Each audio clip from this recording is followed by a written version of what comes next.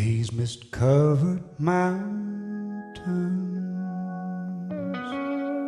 are a home now for me, but my home is the lowland. Mijn liefde voor de Dire Straits, ja, die is begonnen redelijk vroeg. In ieder geval de tijd dat ze echt doorbraken, zeg maar. Ik heb de tijd van Brothers in Arms, jaren 80. En ja, dat raakte me gelijk.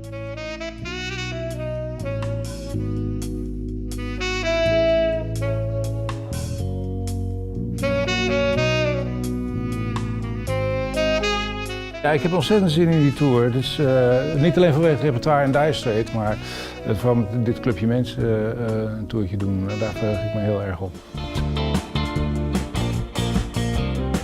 We are the sultans.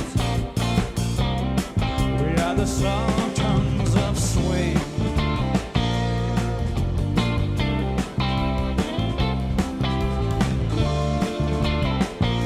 Dat is Mark Knopfler. Die 10 vingertjes van die man.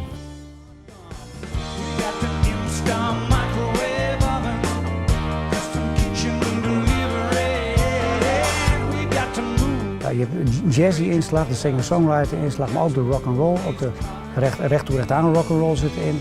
Het is heel divers. Het is echt veel meer dan je zou verwachten.